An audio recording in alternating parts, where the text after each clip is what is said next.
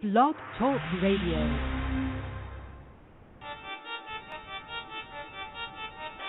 Hey y'all, it's your girl D. Scott. So a lot of times, people ask me, especially after having written, Stay in Your Lane and everything, A Diary of a Hot Mess, they always ask me like, well, how do you deal, with your demons, and how do you combat them?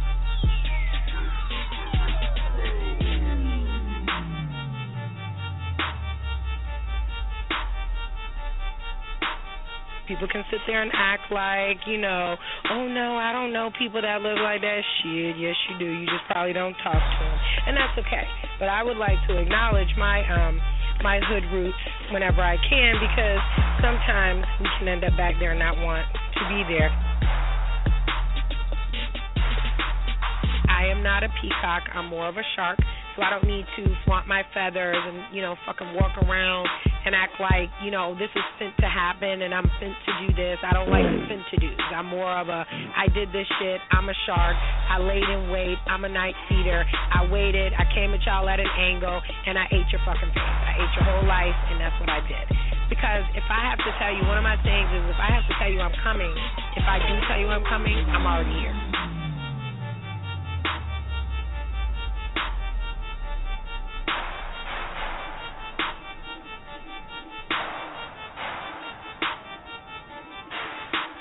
Hey y'all, it's your girl D. Scott.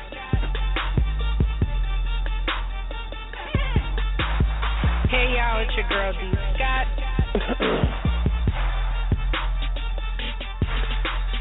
Hey y'all, it's your girl D. Scott.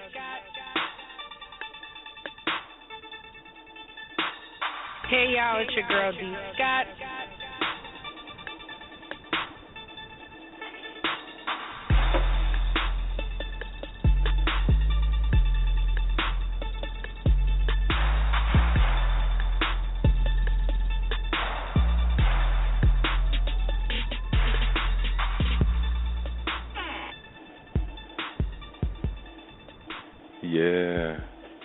Yeah. Peace, everybody. This is Saladin Quinaya Allah. I'm sitting in tonight for my homegirl, D. Scott. She's currently out of town. And tonight we have a very special guest. We have performing artist, dark-skinned activist, and author, Rashida Strober. And, I'm usually when I listen to like some blog talk shows, I hear a whole bunch of fluff in the beginning and all of this segue into, what they wanted to get into. And me personally, that kind of bores me. So I'm not going to do a lot of that dancing. I just wanted to read those of you some of the bio of Rashida Strober and give you some insight into who she is and why I'm actually having her on the show. Those of you who are in the caller queue right now, I will get to you sometime throughout the show, but for the most part, I wanted to just give the sister the platform to talk a little bit about some of her current projects, her perspectives on colorism, especially in the entertainment industry, her dark-skinned Girls Are Beautiful campaign that she's doing, and then definitely the Kendrick Lamar controversy that catapulted her into the international spotlight. So for those of y'all that wanted to get a little idea about who Rashida Strober is, she was the only girl amongst 6 siblings, and she was born in Florida and had a desire to be a performing artist at a very young age. She actually won a Ruth Eckerd Hall Scholarship and the Florida Thespian Festival Superior Award, and was featured on St. Petersburg Times at the age of 13 for her achievements. Now, as a dark-skinned youth, Rashida's self-esteem was brutally assaulted at every turn by classmates who she actually described as making her life a living hell. So by the age of 14, she found herself as a high school dropout, living on the streets, coping with poverty and sexual abuse, which we'll get into. And, she was able to work through that, and 3 years later, at the age of 17, she was able to get her GED, found some employment, and actually enrolled in college. After enrolling in college, she ended up graduating from the University of South Florida with a master's degree in political science, and then she moved out to L.A. to pursue her acting career. And as a self-defined dark-skinned activist in 2006, she wrote, produced, and starred in her autobiographical one-woman show, The Ice Cream Lady's Dream. Now, this was inspired by the dark-skinned mental abuse of the main character in a speech that she delivered on dark skin in 1998 at St. Petersburg College. She also decided to write A Dark-Skinned Woman's Revenge in the summer of 2006, and after 3 years of living in L.A., she relocated back over here to the southeast, to St. Petersburg, and continued to write, speak, and perform the play with the theme of striving to just uplift dark-skinned beauty. So she's been a dark-skinned activist since 1998. She's taught in the Pinellas County Schools and St. Petersburg College, appeared on the television series The Forensic Files and various theatrical productions, including TV commercials. She launched the website ActorsTube, a video sharing site to promote actors, actresses, and performers, and her company, ICLD Productions, which is actually the first production company of its kind, producing plays specifically about dark-skinned females and their experience. Other accolades include a Playwrights Red Carpet Award, Actress of the Year for a heart-wrenching performance as Georgiana Nelson in A Dark-Skinned Woman's Revenge stage play that she wrote, and she was also on the cover of Florida Iridian magazine and featured in various local and national newspapers, publications, and television programs. Now, in 2014, Rashida created the International Dark Skin is Beautiful campaign, and that's something that, I definitely wanted to get more insight into. And she's a lead panelist on the Girls Change the World workshop in Pinellas County Schools, a keynote for the Great American Teaching, and she also appears in the 2015 documentary film Unspoken, which is about the existence of colorism in Trinidad and Tobago. Lastly, Rashida was catapulted, like I said, into the international spotlight in April of 2015 for her public criticism of rap artist Kendrick Lamar for being a fake conscious rapper.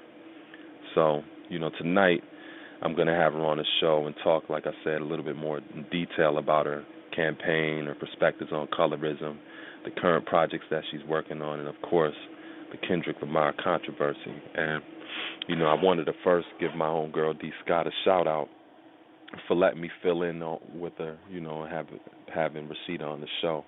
And, I also wanted to take a moment to shout out my homegirl, Black Page. She's a beautiful recording artist that's down in a place that we refer to as Sudan, a.k.a. Dallas, Texas. And actually, I wanted to just give those of you a little sample of some of her music. If you wanted to check out some more of her music, you can go to Facebook and just like the official page of Black Page, and it's spelled just like that, Black Page. You can connect with her on Twitter at Artist Black Page, and then Instagram, The Real Black Page. And then also, if you wanted to just check out her music, and by the way, she's number 3 on the top 10 Dallas charts, and she's also in the top 100 national and global charts. You can check out her music directly at reverbnation.com/Black Page. And, check out this joint right here. She has sent it to me today, and it's called Life in the Meanwhile. This is Black Page.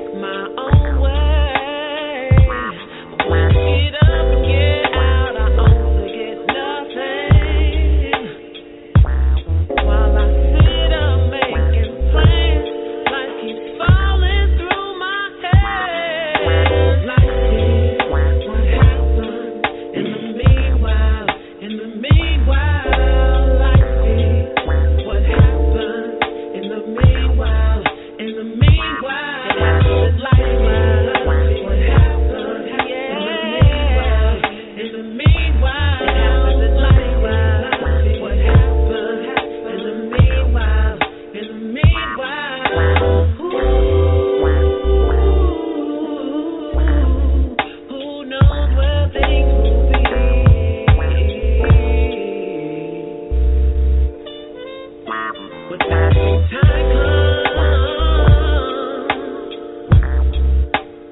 great uncertainty, yeah. But when you sit back and let life pass you by, only thing you be left with is what isn't wise. Until the day you die, I'm ready to sit back and let life pass you by. Only thing you'll be left with is what isn't wise. Until the day you die. Hey, what happened? Yeah, in the meanwhile, what happened? Oh, in the meanwhile, what happened? In the meanwhile, what happened? In the meanwhile,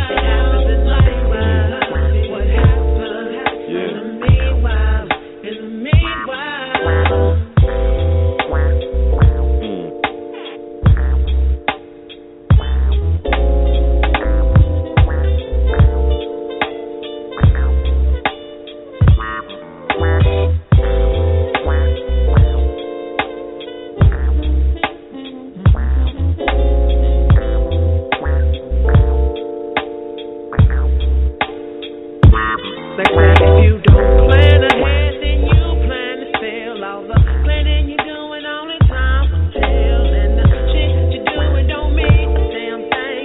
Life keeps going here, baby. Make your plans, do your thing, plan your goals. Don't let opportunity pass you by. I said, don't let opportunity pass you by. Life is what happens in the meanwhile. Life is what happens in the meanwhile. Life is what happens in the meanwhile. Hey, oh yeah. Be strong, baby. Yeah.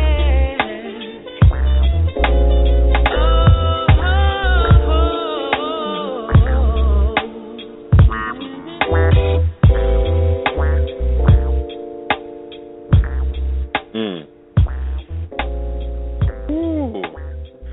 Yeah, that's that, yo. That just make me feel good. Like I said, that's the Queen Black Page. If you striving to connect with her to hear more of her music, just go to her Facebook page and like it. It's the official artist page for Black Page, spelled exactly like that, Black and Page. If you want to connect with her on Twitter, just go to Artist Black Page. She's on Instagram at The Real Black Page.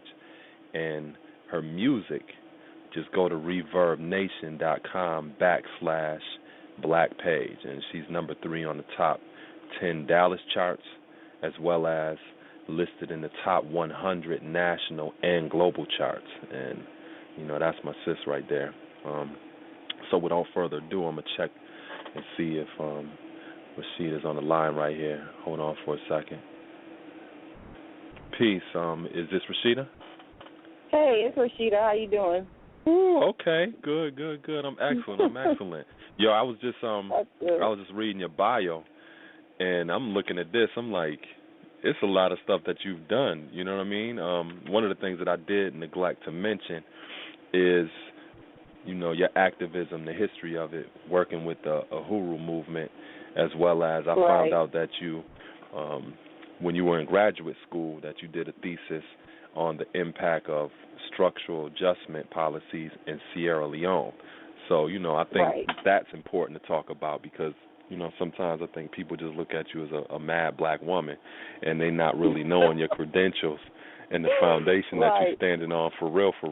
You know, so tell me a little bit about the history of your activism with the Uhuru movement. How did you get involved and what was your reasoning for even being involved with a movement like that?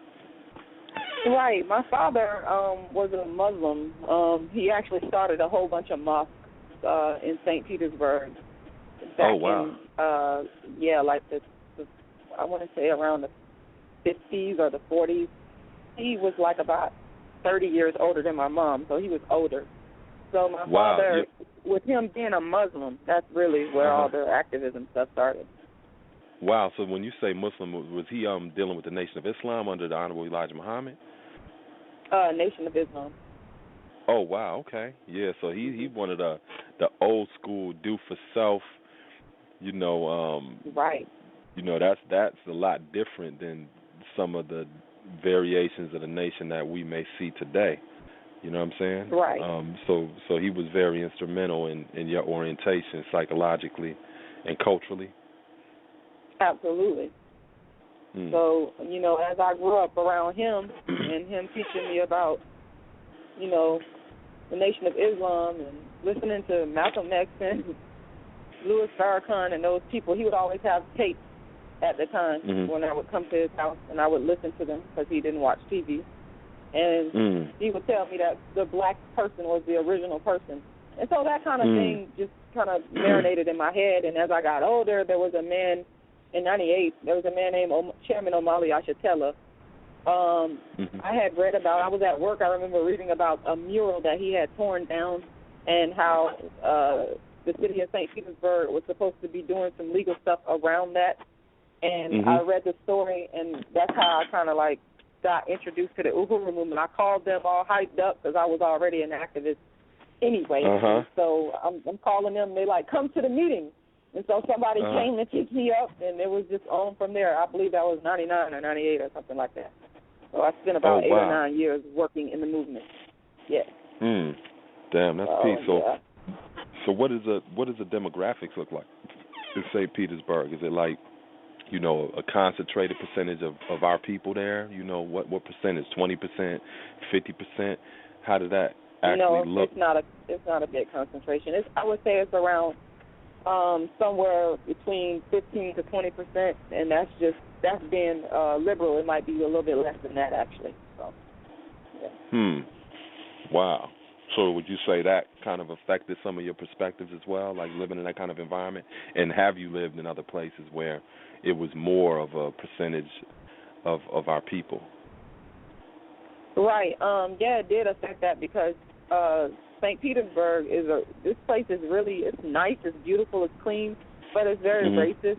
The white people here are very racist. It's very backwards. It's hard for black businesses to make it. It's just not a good place to be if you're young and black. Now, if you're old and rich and white and got some money, you're going to enjoy yourself, but it's the reverse for black people. And I did live in L.A., by the way, for about three and a half years, so that was a whole different dynamic there. But that's St. Petersburg what I was going to ask you. Yeah, that's what I was going to ask you, too. Like, is it racism out in Cali, too, and how is it different, you know, than St. Petersburg? The thing about Los Angeles is the black people, like I went days without seeing white people, except if I went to work up on Wilshire when I was working there. The neighborhood that I lived in, it consisted of primarily Latino people and black people. And I never had any problems with the Latino people that lived right next door to me, but there was a lot of violence between the black and Latino population there when I lived there. Wow. Yeah, I heard it's like that out there. I mean, I was out there briefly, like earlier this year sometime, you know, so I wasn't out there long enough to really get a pulse on those kind of dynamics, you know what I mean? But, yeah, people that I know that's out there, they say the exact same thing. I'm like, damn, you know, in New York, you know, we all look at ourselves as being oppressed by white people, you know what I'm saying? I mean, but you do have your pockets of people that want to look at themselves as Hispanics and they check off that box, Hispanic and white, on their applications and shit. But, you know, you do have some people that identify with our struggle as well. You know what I'm saying? Right. Yeah, so tell me a little bit about the thesis that you did in graduate school about the impact of structural adjustment policies in Sierra Leone. How did you even get involved in that, and why were you even interested in doing something like that? Well, I've always had a love of Africa and the African people and of blackness, which stems from my father. But also, while I was at the University of South Florida, I had to fight my way to get into that program. I had to literally go in there yelling and screaming and cursing. So I had a lot of anger in me I was, because of the fact of the way things can be for a black person down south when you're trying to move towards higher education. So I had a hard time getting in the master's degree program. It was all whitewashed. I was like the only black female in there for like about 2 or 3 years. So it was very difficult. So I had a professor from Sierra Leone, and he kind of sensed my anger, and he kind of took me under his wing, if you will. And then I had a boyfriend from Sierra Leone as well. So couple that with my interest in Africa itself, I said, I always knew that I was going to focus somehow on Africa and why Africa is the way it is in terms of the economic and that kind of thing. And so, you know, being that my professor was from Sierra Leone, I had an inside look from a person that was actually from there in terms of the situation economically and the Civil War and the impact of the Civil War on, you know, things like education and health care and that kind of thing. And so I felt like I was able to kind of do some type of service towards African people in studying the conditions, you know, that led up to the Civil War and the aftermath. So that was sort of my contribution, if you will. Wow, yo, did you ever think about publishing that in a book, if you haven't done it already or anything like that? No, I've never thought about that. That's a good idea. It's funny, I don't think about the thesis. I'm so caught up on dark, I don't even think about the thesis anymore at all. Like when I seen that, when I seen that, my antennas went up. I was like, yo, I would love to be able to analyze something like that, because, you know, that's kind of more of the lines of the way in which I think, you know, because I think that it shows a dimension of you that the mainstream media is not putting out there. You understand what I'm saying? Right.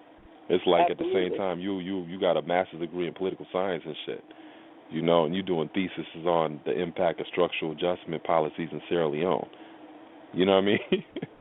Right. That's I mean, that's the totally thing. Different. It's my whole foundation deals with looking at the structure of why we are the way that we are. By the way, my undergrad is in history. And so I spent a long time studying different types of history. So I always want to understand why we are the way we are. And my question was always sideways and sometimes directly to the professors. Well, why is Africa like this? Why is Africa the place where there's the most cases of HIV, poverty, et cetera, et cetera? And so to me, I wanted to deal with the dark people of the world. To me, in my head, I always connected it back to why is it that the dark people, the literal dark-skinned people of the world suffer the most? And it's a concerted effort. If you look at the thesis, I talk a lot about the World Bank and the International Monetary Fund, which is ran by racist white people. So at the root of all of this, the destruction of the dark people of the world, forget about Kendrick, Lamar and all that. That's just another symptom of racism and white supremacy. But at the root of it is racism and white supremacy. That's at the root of it. And so everything comes out of that in terms of when we look at our situation as black people in America, wherever in the diaspora, wherever we are. It comes out of that system of racism and white supremacy. I love Dr. Cress Welsing and Neely Fuller. They articulate this whole concept the best. They're awesome at it. Oh, yeah. So, yeah, definitely. Dr. Amos Wilson is one of my patron saints as well. And he's very good at just the analysis of the system and all of that. You know what I mean? So do you know, it's like, you know, when I first saw the things that you're doing, I realized that you are really attacking white supremacy head on. You know what I'm saying? Because you're dealing with the extreme dynamic opposites. You know, you have some, you know, black people that say they identify with being black or whatever, and you know, they may not be dark-skinned, you know, and it's something that you just mentioned about the professor from Sierra Leone, about how you had an inside perspective on some of the things that were going on in that country. And I think that one of the things that I started to see with the different initiatives and the things that you're talking about is that you just like other sisters and brothers that I know that are dark-skinned. I have a sister that I work with that's out here in my city. Her name is Saya, and she talks along the same lines that you do. And she gives me also an inside perspective on what it feels like to deal with white supremacy from the perspective of being dark-skinned, because I'm not dark-skinned. So I can't speak from that perspective. I mean, if we want to talk in general terms of being black people, yeah, you know, we can relate on some of those levels, you know, even if we're talking on a level of just being people. I can relate on that too, but if you're talking about it from the perspective of a female or a woman, I can't relate there. All I could do is listen to what you're saying, you know, and I think it's the exact same way when it comes to the science of colorism. If you're telling me about something that you've experienced as a dark-skinned person, if I'm not dark-skinned, then all I can do is concede to what it is that you have to share, you know, because one of the things that is like a saying that we have in terms of this society. It's like if white people, you know, have a little cough, then that means black people have a cold. But dark-skinned people got the flu. That's an understatement. You know what I'm saying? And you know, so, you know, that's one thing that I realize with a lot of the things that you're doing, that you are actually giving people an inside perspective on this whole idea of addressing global white supremacy from a dark-skinned perspective. I even seen that you created a whole glossary of dark-skinned terms and phrases such as darkism, beauty bargaining power, post-traumatic dark-skin syndrome, and imposed inferior beauty position. You know, I was like, damn, you on a whole different level. And people looking at you like, she's just a mad black woman. I'm a theorist, and I'm a paradigm creator.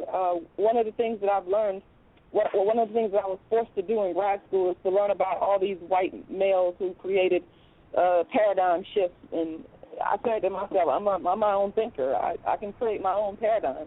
And that's what I believe people should do. I don't think you should necessarily follow when you know that some new things need to be done. I think you should critique and knock down paradigms and create new ones. And that's what I'm about. But just real quickly on the note of speaking about Sierra Leone, the thing about racism and white supremacy is that it creates intra-class or race wars between colonized and oppressed people. So, for example, in Sierra Leone, the white people, they came in, you know, they took over Sierra Leone, you know, during imperialism and their worldwide expansion, and they created wars between the different groups in Sierra Leone, fighting over the resources that they had stolen. And it's the same thing, the same exact thing that's going on when we look at light skin and dark skin. They brought the black people over here to America and another part of the Caribbean, and they created intra-wars between black people, light skin and dark skin. So this is what they do. I clearly understand that. I remember I used to get into a heated argument with this white guy. I can't remember his name in grad school. This guy literally hated me because I would say that Europeans are the most violent people, most destructive people that have ever touched the planet. He used to get so angry, but it still holds true. They are. What do you do? Get angry and then get violent? What do you do? Get angry and then get violent? Well, he wouldn't get violent, but we just go back and forth verbally with each other. And I could clearly, I didn't hate him, but he seemed to hate me simply because I'm telling the truth. This is a historical fact. All you have to do is look at history. This is nothing that's being made up. These people go around the world imposing their worldview on other people, trying to, take the land and extract the raw materials to, create material wealth. This is what they do. And they'll do it violently at any cost. And they create all kinds of problems, such as the dark-skin, light-skin problem. That's just one symptom among many of the problems that these people have created. That's not to say I hate them. That's just to deal with facts. Yeah, now I'm sure you've heard the rebuttal well, you can't group all white people together, and I know some good white people. John at my job brings me lunch every morning, and he's a good guy. So how do you respond to people that would say that you can't group all white people together? You know what I'm saying? I totally agree with that. I mean, I work in healthcare, and I work with children. So I love all human beings. I take care of my white patients as equally as well as I take care of my black or Asian or what. I don't care. They're human beings. Calling out the atrocities that white people have done or people of European descent have done doesn't mean that you think that all of them are not, or all of them are bad, or there's no white people that are good white people.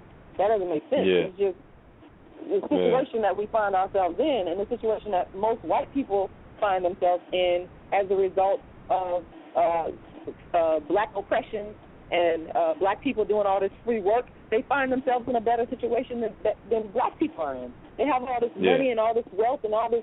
You know, we don't have that. We working from the bottom up, and so is that wrong? Yeah. Do white people need to say, you know what? We need to do something about this to address the inequalities. Yes. Are they? I don't know. Yeah. I don't know about that. Yeah, and I think that it's a serious problem. Yeah, and I think too that it speaks more to the idea that there's a specific status quo globally as well as nationally where we're at here in America, where you have a certain group of people who phenotypically, based just upon appearance, are reflective of that status quo.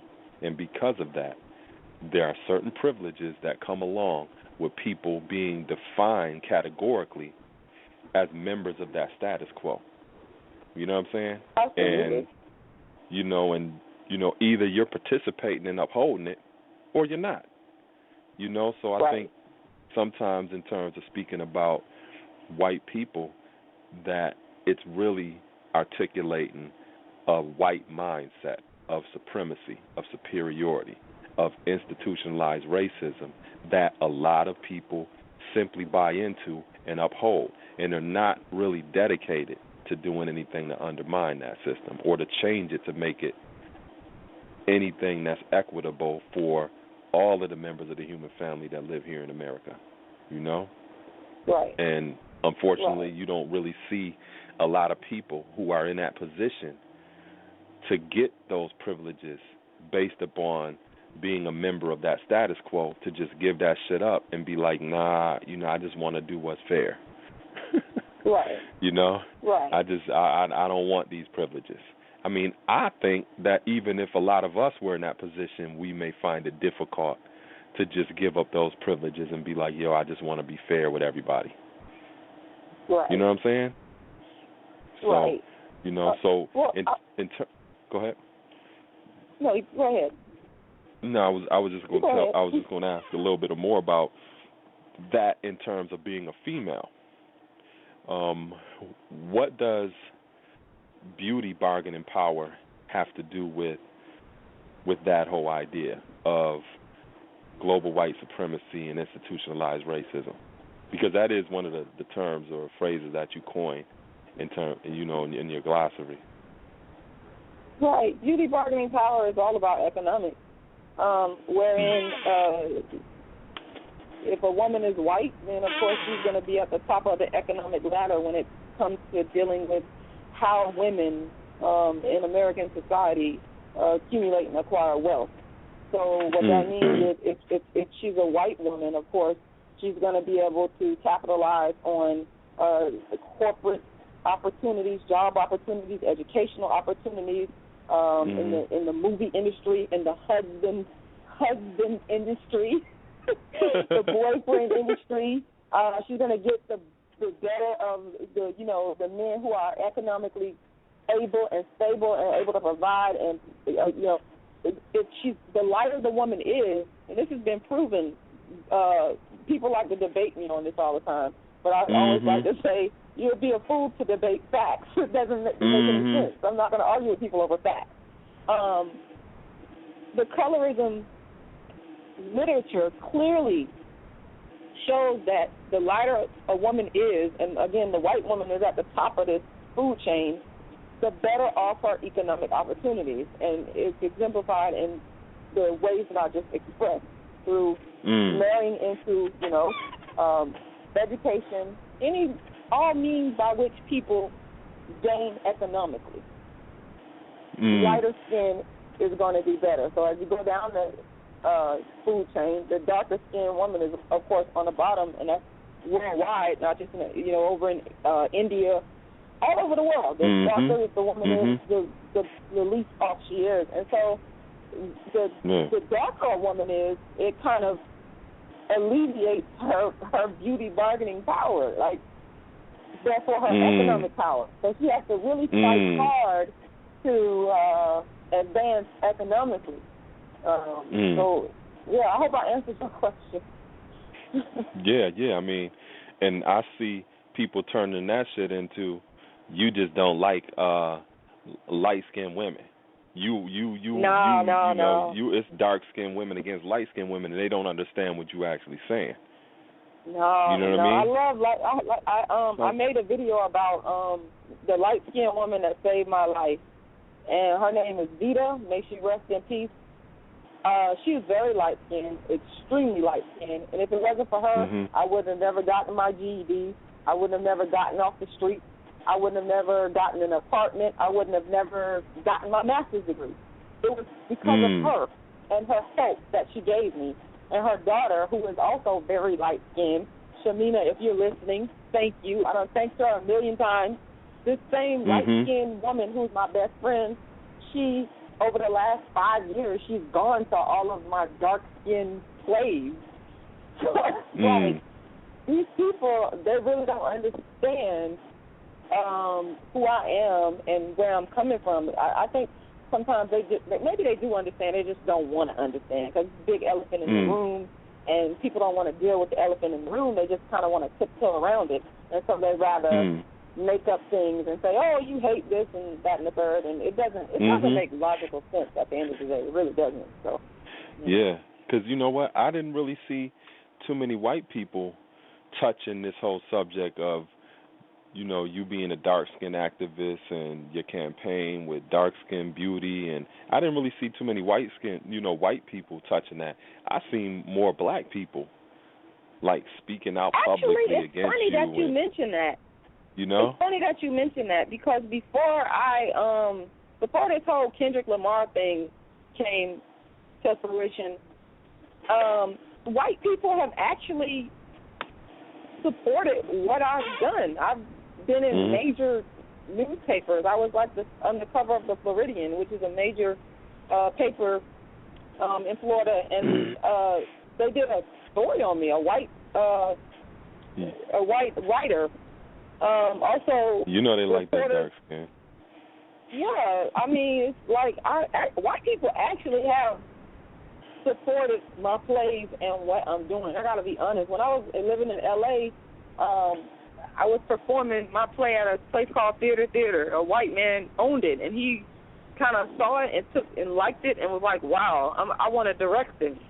And I couldn't find a black director, and this guy was willing to. This guy has been on like major soaps and different movies, and we worked together to put together the first version of this of a dark skinned woman's event. And it was like, so it's really weird, because I'm talking to black people. This to me is not even a white thing, in terms of the fact that I recognize that white people cannot solve this problem. They created it, yes, but they cannot solve this problem. This is a problem that black people have to solve within themselves. So I think that's one of the reasons why I'm getting so much resistance, because black people know deep down in their hearts that this is something that we have to figure out on our own. How do we deal with this whole colorism thing? Can't look for white people to do this for us. And at the same time, you're forcing people to go back to the root, which is the foundation, which is, in our language, we call dark skin the knowledge seed, because knowledge is the foundation. So some people don't want to go back to the root, because there's a lot of us that still have those kind of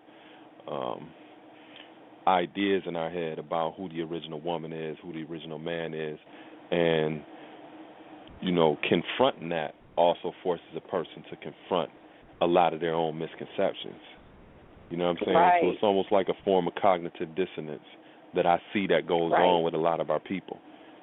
You know what I mean? Right. It's interesting because my old dad, my father, he's lighter skinned, and we have Tuscarora Native American ancestry, so that is one reason why he's lighter skinned. But even with my complexion, right, I'm brown skinned, but some of my family members live in Canada, and I kind of look dark skinned in comparison to them.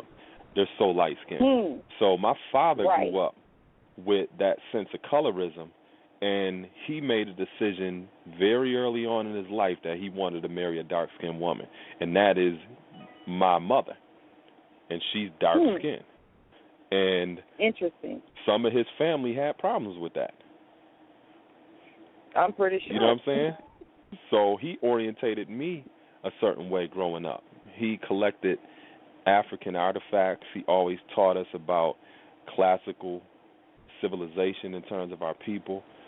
Every year, it was a family affair to watch Shaka Zulu when it came on. You know, he always kept me culturally conscious growing up. You know what I'm saying? Right. So, I'm familiar with some of the things that you talk about and the perspectives that you come from, and that's one of the reasons why I really wanted to have you on the show, so that you can have this opportunity to just articulate more about what your campaign is about, why it is important, so that people have an opportunity to really listen to who you actually are and not be misled by the mainstream media or all this other shit, because I see the value in your message. And sometimes people get lost in the translation.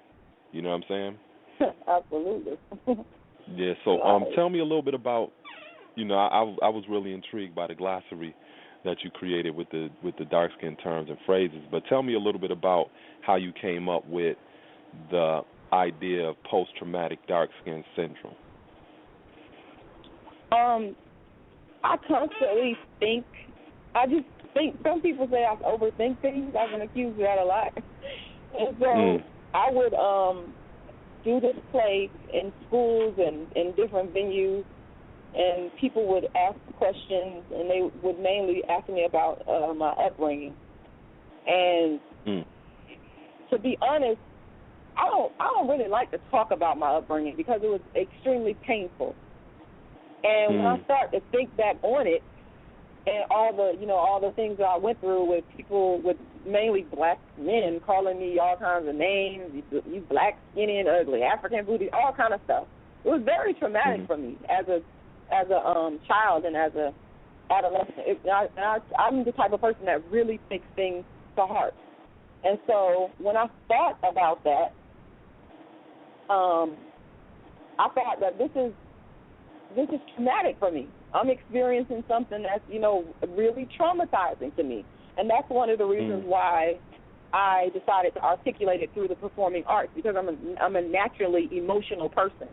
And, the performing arts is a natural place for an emotional person to be at. And so that's really where it came from, just thinking back and speaking about my experiences and having these talks, after performances with people, and having to go back and dig deep and recall that it was just traumatic for me. And then I don't watch TV. I just read and, think about stuff all the time. And I just wrote it down. One time I believe I wrote an article back in a couple of years ago. It might have been 2011. I can't remember. I was substitute teaching one day and had some downtime, and I just started writing about it, post-traumatic dark, and started talking about all of this stuff that I went through, and that's really where it came from. Just digging deep and constantly thinking about these things, and needing a way to express it and get it out, because that's one of the things that you have to do when you experience stuff like this that's very traumatic to you, whether it be, I don't know, whether you have been abused or raped or whatever the case may be. People need to let this stuff out. They need to find an outlet for it. And so it was, for me, it was just through writing and through theorizing and saying, you know what, I'm going to create a new paradigm in terms of what it means to be dark-skinned. all these things. And then again, too, another thing with me is wanting to have some type of control over the situation. I couldn't really control the situation when I was growing up, but as an adult, wanting to just define it and, like I said, control it and operationalize it, and that's what I was really trying to do. Now, in addition to having those kind of outlets, what other ways can dark-skinned people cope with dealing with that kind of trauma? Because I sit and I think about it, and I'm like, well, if you go to some kind of therapist or a counselor and they may be a white person, that may be some shit that they just can't relate to at all. You know what I'm saying? Or, you know, maybe dealing with this particular, I mean, what would you recommend, you know, with some people that may not have that kind of creative arts or performing arts outlet? What other ways could people cope with that? What I recommend is that you talk to somebody that you can trust and that you can really tell your true feelings to, because and this is one of the things that I started doing over the last 2.5 years, is actually, people think that this is ridiculous, but it's not to me, because I know the messages that I get. I started to actually counsel or kind of just listen and be there for dark-skinned women and men who have been going through some type of trauma associated with their dark skin. So what I encourage people to do is to seek out a person that's not going to judge you, that's just going to, because a lot of times dark-skinned people, especially the women, feel like they won't talk about it because they say, oh, they're going to say I'm jealous or I'm hating. Well, you need to find somebody that you can talk to that's not going to judge you, that's going to listen to you and be empathetic towards your feelings because they're valid. So that's the number one thing that I would recommend, because there I feel the healing can start. Because I've actually, the women that I've been talking to, and there's one man, I could actually see a progression of healing from talking to them, just by having an outlet from somebody that understands. And then with the children in the school, I worked with kids for a long time, and I've seen so much stuff because it's not even funny. If you are in the educational system, and if you see children saying, oh, you black and ugly, or oh, you black, because I saw this so many times, the adults need to address it. Don't be worried about, oh, I'm going to lose my job. I never cared about any of that. And I can tell you right now, when I addressed it head on, and when I educated the white teachers, they thanked me. So that's another thing. In the school system, address it head on with the kids. And if for a child, because sometimes, because I know that for me being a dark-skinned girl, I was very introverted. I would not speak to adults about what was going on, what was happening to me. So I encourage children to go to an adult and talk to them, because I feel it's a form of bullying. I really do. One time I saw a dark-skinned boy, I'll never forget him. This little girl called him black. And this was third grade, and he took the table, threw the table over, threw the chairs, just went ballistic. And he was this real little dark-skinned, little handsome little boy. I was like, it was crazy. But this is what happened. This is what colorism does in 2015. I've seen this with my own eyes. Nobody can tell me. So you got to address it and deal with it honestly, head on. Because if you don't, it's just going to keep growing, and it's going to keep festering, and then, the problem is going to continue. So those are some of the things that I would suggest. Wow, that's peace. Rashida, I got a caller on the line right now. I'm going to bring them in. Sure. And see. Caller, your area code is 678. You're on the line right now. Stay in your lane with D. Scott. Just state your name and where you're calling from. Area code 678. Hello? Yes, you're on the line right now. Where are you calling from, and what's your name? I'm in Atlanta. This is Stephanie McClain. I really don't have nothing to say. I'm just listening. Word. Okay. Well, what you think about Stephanie, what you've been hearing so far? Hi, Rashida. I'm good. I didn't hear you, sir. Can you repeat yourself? Oh, I said, what do you think about what you've been hearing so far? Oh, well, I actually, I've been connected with Rashida since about May. I've written a blog post about colorism and I understand her struggle. Me, myself, I deal with mental illness. Well, I've been labeled, so I could relate to her issues that she's faced with colorism because of her abuse that she experienced emotionally. However, I'm a brown-skinned person, so, regardless of the skin complexion issue, I understand how it can impact, a person's mental health. Being called names such as Blackie, just being called, crispy. You hear these names all the time from other black people. That is just degrading for, black people to talk about each other like that, calling each other derogatory names and we're the same race. I mean, I think that's just asinine. I think it's stupid. You know what I'm saying? And we're all the same color. So, the problem in the black community is that the stuff that Rashida is speaking about, especially on Black YouTube, because that's how I found her, people are going to be very, very, they're not going to understand how she's bringing it out there because of her delivery, and she's creative with it. So the average person who, feels the way they feel about black people in a negative sense, to where, especially some of the black men on YouTube, I noticed that, there's a lot of black men on YouTube. It's not all black men, but a lot of them, they have a thing with dark-skinned females. Like, they hate dark-skinned women. It's name-calling with dark-skinned women. It's almost like cyberbullying, but not undercoverly. Like, they're just straightforward with it. And it needs to be addressed in the black community. It's really an issue. And for her to talk about it openly, it makes me respect her because of the fact that she's really putting her life on the line talking about this stuff. Stephanie, you hold on for 1 second. You said that you wrote a blog about that. Where can people check out the blog?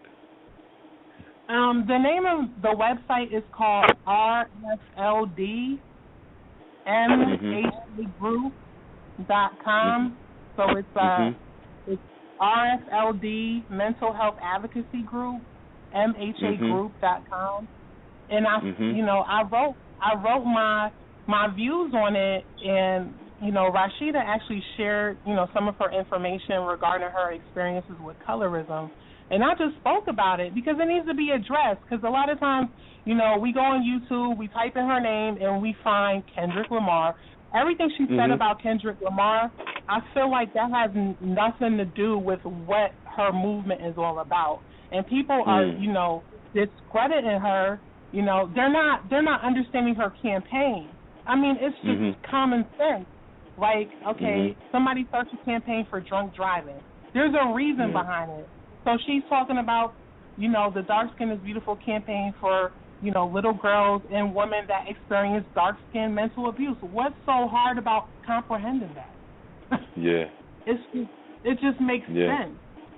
But people are not used to hearing this stuff. So it's like, okay, well, she's talking about, dark skin abuse. Okay, what about black people in general? What about the abuse from, slavery, post-traumatic slave, It just gets to where some black people would think she's separating, dark-skinned people from the black community in general. But she's speaking on a particular issue within the black community that people need to just comprehend. But you can't force nobody, because everybody experiences a different struggle within the black community. So, that's just my answer on things. And, I found her, I found her on, I won't mention his name because he doesn't deserve play like that to me, but I found her, blogger YouTube channel, and I was like, wow, from a dark-skinned person that could speak so badly about another dark-skinned person that has a movement, I just think that's just totally disrespectful. And it we know what that is. That's self-hate. That's self-hate, But sis, I wanna thank you for calling in and just adding on, as well as letting us know where we can go and check out some of the things that you're doing as well. And I just wanted to take a moment, too, and I wanted to share another song from one of my sis. She's a dark-skinned sis that lives down in Dallas, Texas. Her name is Black Page. If you wanted to check her out, you just go to Black Page on Facebook, and she's also on Twitter at Artist Black Page and Instagram at The Real Black Page. And I thought that it was appropriate to have her on the show as well because in some sense she advocates the exact same thing. She's beautiful, she's dark-skinned, she's talented, and this is one of her joints right here. It's called A Perfect Saturday. Okay.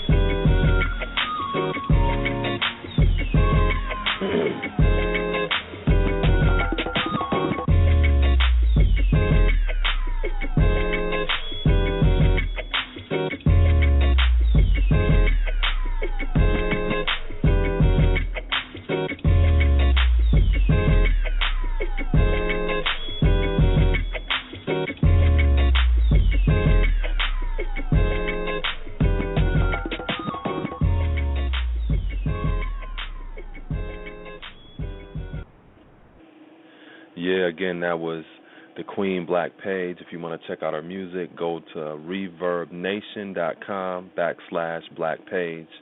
She's number 3 on the top 10 Dallas charts as well as the top 100 national and global charts. I'm here with the performance artist, author, and dark-skinned activist Rashida Strober. Hey, Rashida, I got a bunch of calls. Yo, I'm gonna take another call. Is that peace? Go right ahead. Rashida, you still there? Okay. I'm here. I'm here. Okay. Yo, this is 313. It looks like a Michigan number. I'm gonna bring you in. 313. Hello. I got you on the line. What's going on, bro? Let me know where you calling from. Yes, and sir, who brother. You are. This is Norma Walter Cobb calling from Detroit, Michigan. Peace. Glad you calling Hi, in, bro. Nomo. What's going on? Hey, Queen Rashida, how you doing, lady? I'm great. Good to hear from you. Oh, you too, always. Yeah. I had to call in. I've been listening to the show, and I learned a lot of things about you and about giving more insight and depth as to the movie. Yes. And as the brother Saladin was saying, I'm not dark skinned. I'm not light skinned. I'm more brown skinned. And as a part of consciousness, I believe as your consciousness rises, you begin to understand as an African that the dark skin is our original racial type. That's our original model for who we are. The prototype. And also, as the brother was saying, we don't really know. I mean, that's also that humility. We should defer to a dark-skinned person when they're talking about dark-skinned situations, dark-skinned issues, dark-skinned feelings. So for myself, what you're doing is of the most critical importance because it is an absolute truth that discrimination against dark skin it has always been a part of our contact with these people, and in this present era that we live in for the last 500 years. There's absolutely no question about it. And it's very important that people who are not dark-skinned are going to have to make the same psychological concession, the same psychological identification and growth and maturity that they're demanding from white people. It's the exact same thing is required from them now. But I see all the confusion. They jump to the same conclusion that white people jump to when black people say they love black people. The people who are not dark jump to the same conclusion when you say you love dark people. They simply don't get it. So I think it's a point that really what you're saying, and I never thought about what the brother was saying, or rather what the sister that called in was saying, was that it's dangerous. Because I see the vicious attitudes of the brothers on YouTube, and, to be honest, just in everyday life, the attitude toward a dark-skinned sister is the most vicious and hostile attitude. And I believe it's reflected from the same lie that we're living in this society. I mean, we all know that white people ain't superior to nobody. In fact, the contrary is true. So I think we really just need to realize, we're going to have to come to that realization, just as I have, that the black people are the truth. And the dark-skinned black person is the original truth. And I mean, that's the reason why I believe it's such a problem. Not because we live in a culture that's a total lie. So it wants to do everything it can to stamp out the truth. And your voice, on the level that you're bringing it, and the strength and the firmness, which is need to be present in any type of leadership, but is so desperately needed within our race to have firmness of conscience and leadership with no vacillation, no negotiation.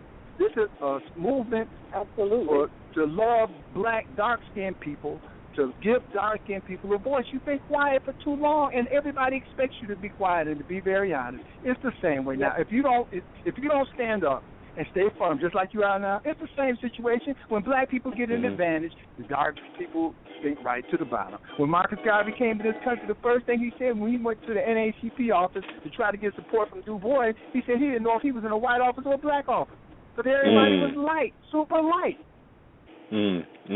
He went to a church and sat in the front row, and the preacher of the church was about to have a fit because he was so dark. And the dark people not supposed to sit in the front. I myself, when I was back in the day teaching Sunday school, I went to a church here with hood people that are some city council type political family, and I believe it was Plymouth Church.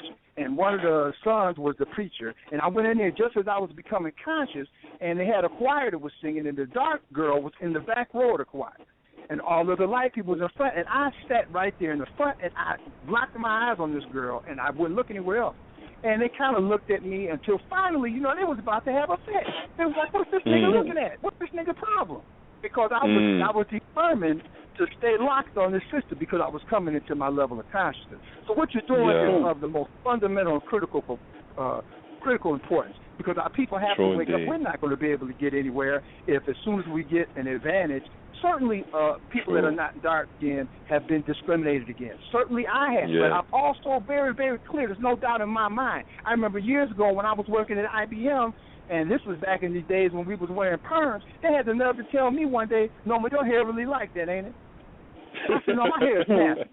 And I wasn't even conscious at the time, but I knew what they were trying to do. They were trying to extract me from my race and from my connection to darker-skinned people. So what you're doing, sister, is of the most fundamental and critical importance, and you can be sure. No doubt. I'm with you. No doubt. Hey, bro, I appreciate you adding on. I appreciate that. One of the things that you made me think about is when I started to become more conscious myself, I started to realize how this colorism permeates just the entertainment industry as well. Like, for example, when you look at a lot of the hip-hop videos, they have females on there that are lighter skin, except if you go back to the X-Clan days. You know what I'm saying? Now, even in these hip-hop award shows, I was watching the recent BET Awards, and every brother that you've seen, I say it more than 90%, the female that was by his side was lighter skinned than him. You know what I'm saying? And when I was talking earlier about Rashida creating this glossary of dark-skinned terms and phrases to basically introduce new nomenclature or a way of redefining the paradigm of how to attack global white supremacy, one of the things that I've been seeing, too, is a pushback from the mainstream media.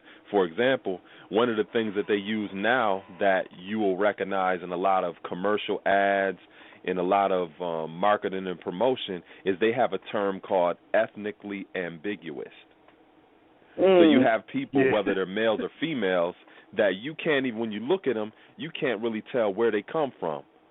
Right. They kind of look Asian, but at the same time, they kind of look like they're Middle Eastern, but they could be Spanish, or they can be, mixed, or they're called ethnically ambiguous.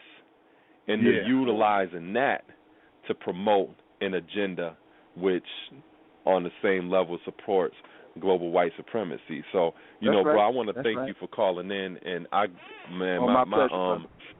want to take some more calls too. We got like 20 minutes left, Rashida. Thank you for hosting the call, brother, for bringing the sister on. This is critical information. Talk to you soon, lady. Oh, no doubt. Thanks for adding on, too, bro. Take care, Nomo. Yes, sir. Peace. Okay, I got the 405. I think that's Oklahoma. I got 405 on the line. State your name, state where you calling from. You're on the line with Saladin, and I got Rashida on here. 405, you on the line. Area code 405? Okay, I guess they just listening. Okay, I got another caller, area code 716. That looks like New York. Okay. Area code 716. Yeah. You on the line? Yes, sir, I am. Okay, what's going on? Hi, this is State Nina. your name, where you calling from? My name is Nina. I'm actually calling from Chicago right now, but I used to live in the 716. So I'm calling because I'm just a little bit confused because, being a woman is hard enough, you know what I mean, and then being a woman. And when I went back and I actually did the research before I listened into the show to see what Rashida had actually written about Kendrick Lamar, so the first thing I'm thinking is, did y'all used to date? That's a direct question. Did me and Kendrick Lamar used to date? Correct. No. I've never met him a day in my life. Okay.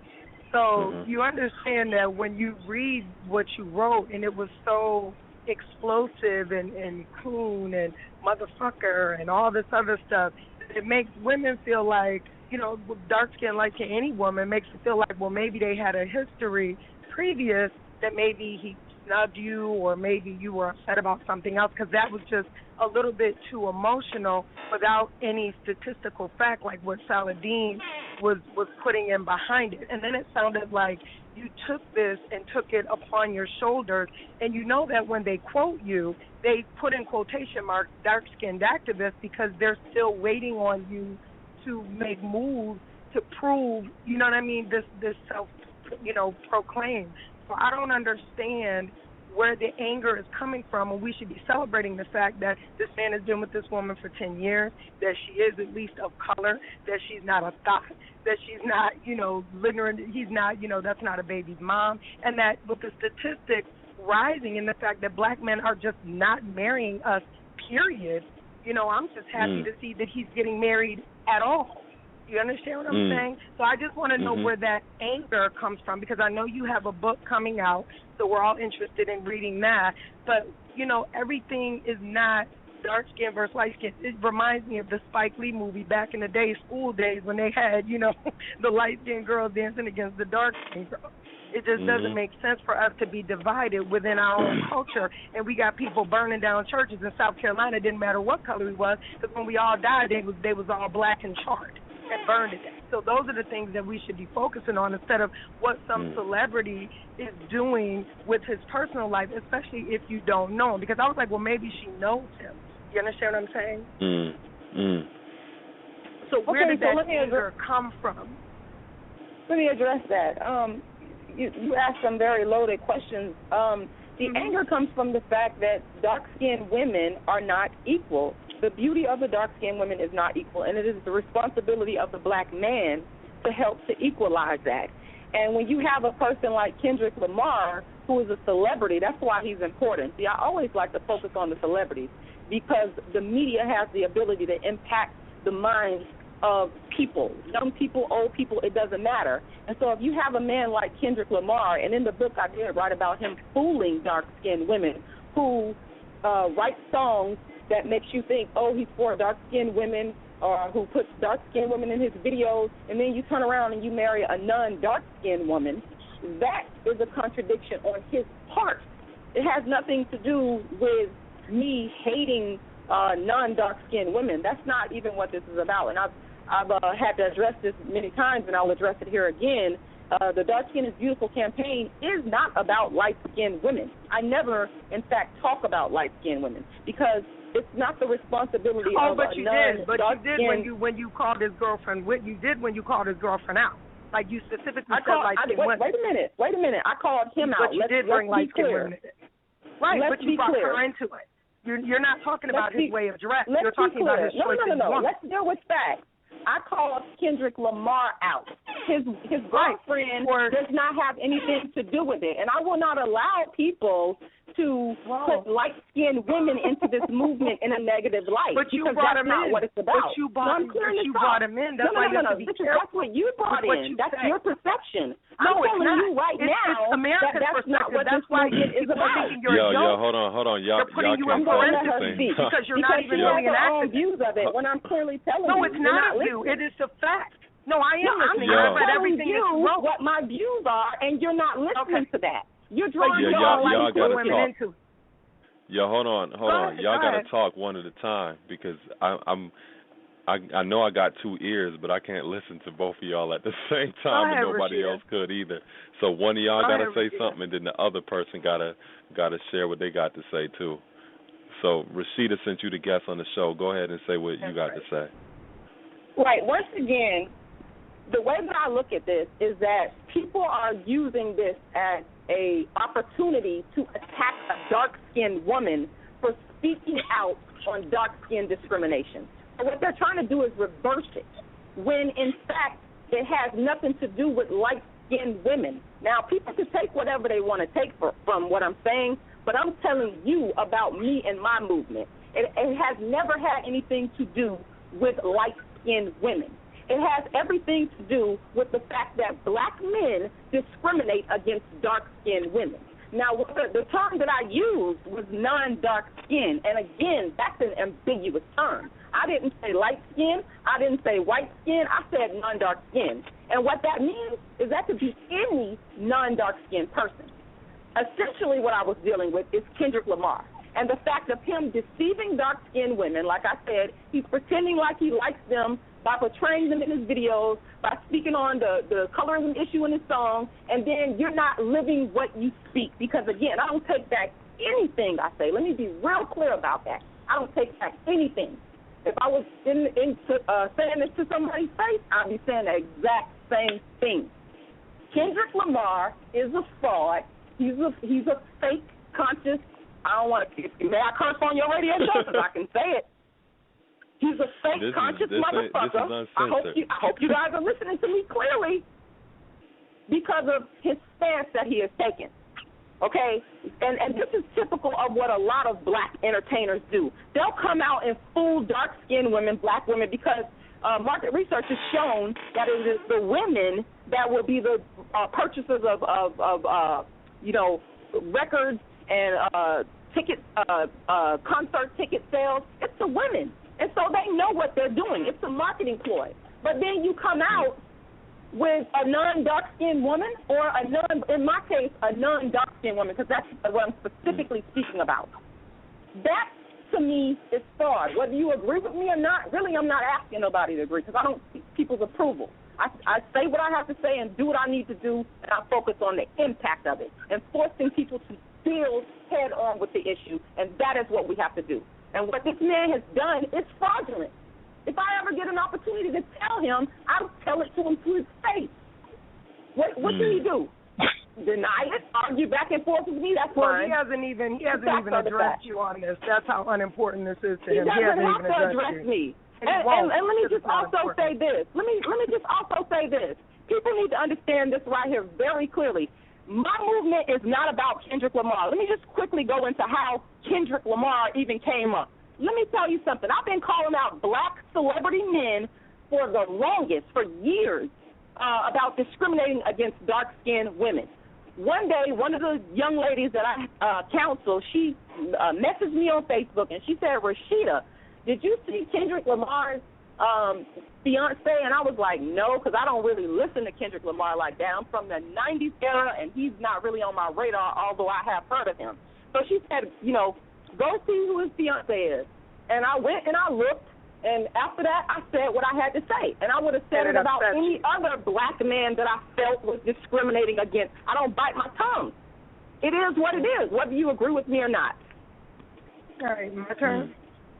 Saladin, your show's almost over. Okay, let me be very clear. I got 11 minutes, so give me a couple minutes. I don't pull no fucking because we got another caller on the line, too. When you go out and you start conversations with black men about their soon-to-be spouse with coon, motherfucker, things like that, you're not going to get a response.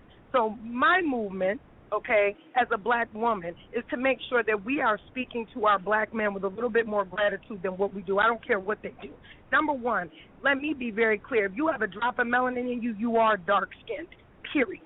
It doesn't matter. And it's not your concern. So if you started a campaign, it is my singling concern. out, stop. It is my concern.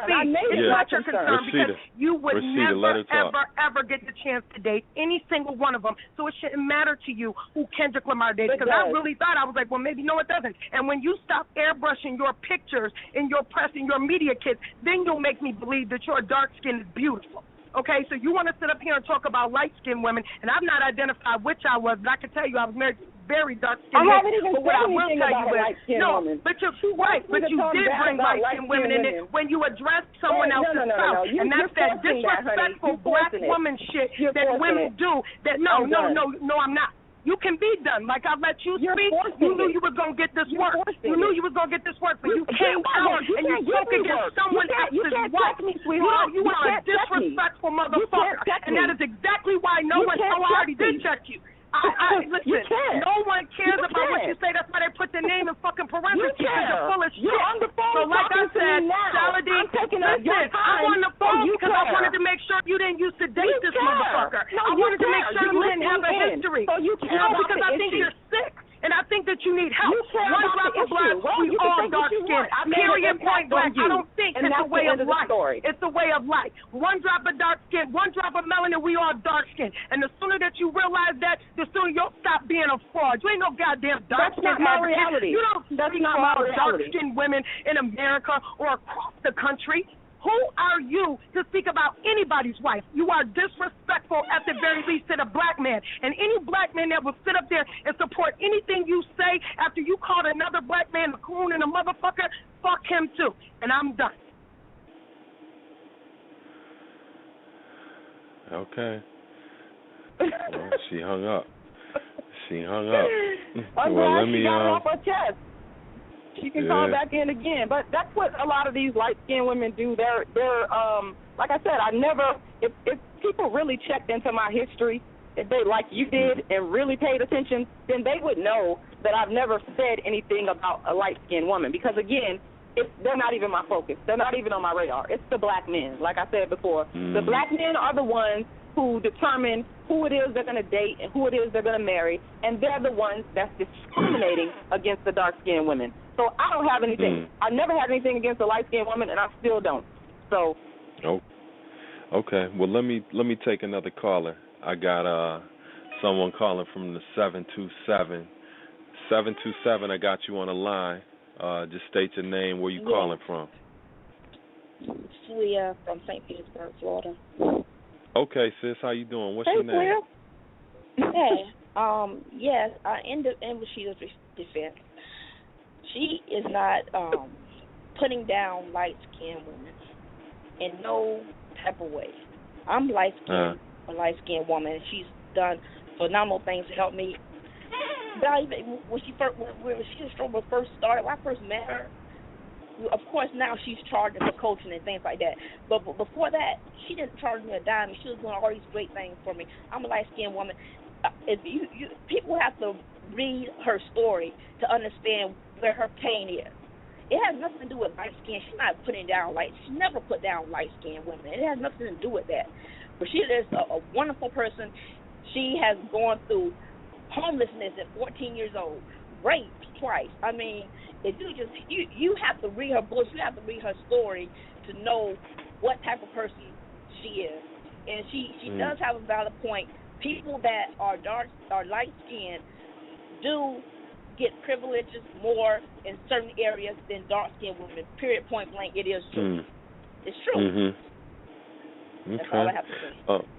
All right, sis. I appreciate you calling in. I appreciate that. Okay. Rashida, right. We got like about 6 minutes left on the show. I wanted to just find out about what are some of the current projects that you're working on so that you can share it with our audience so they can be on the lookout for those projects.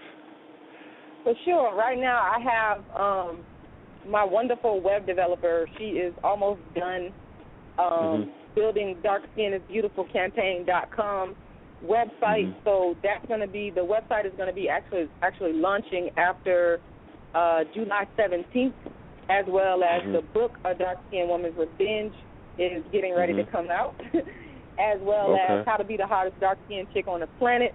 That book is going to be released after July 17th.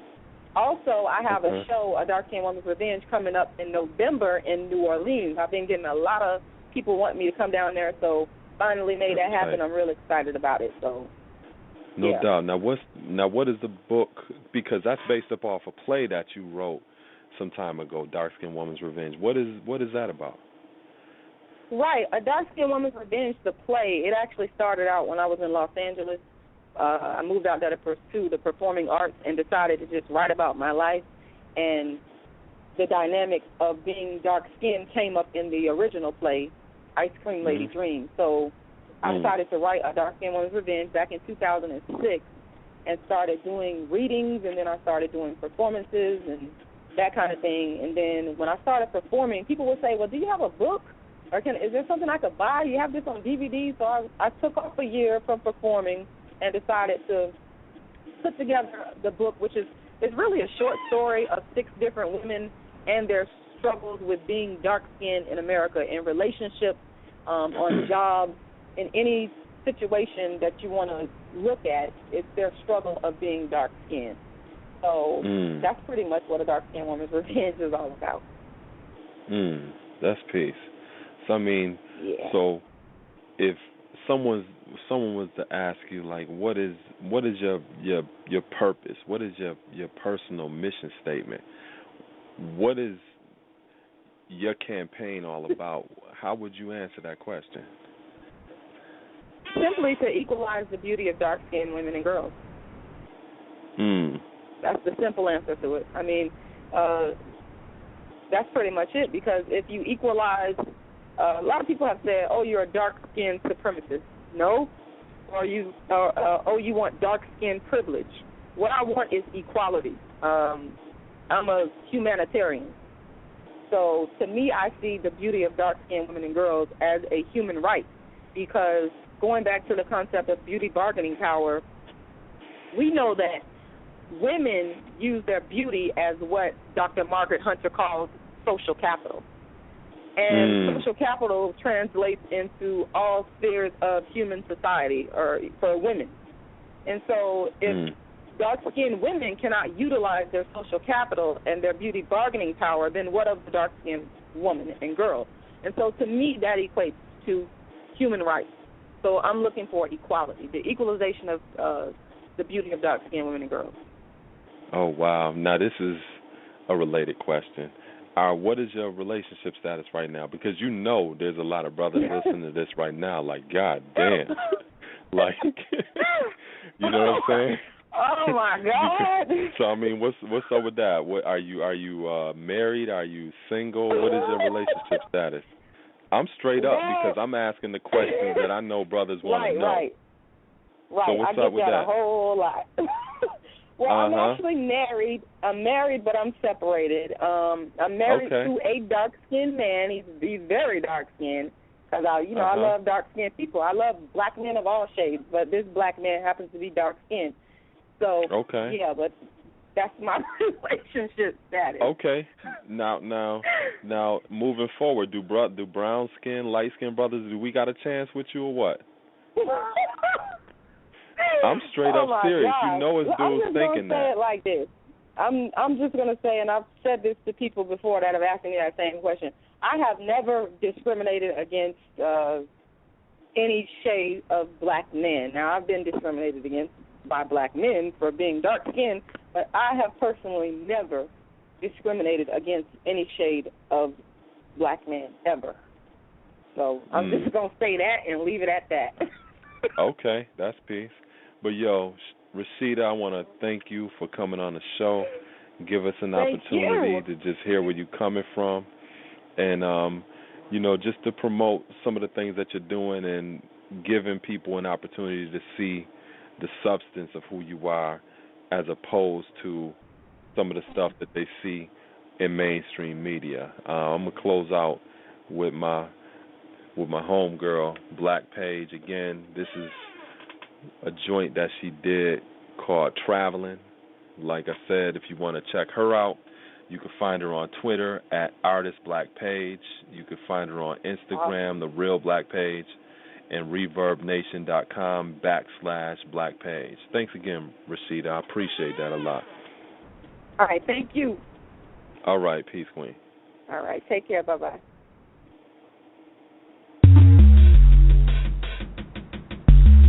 Fly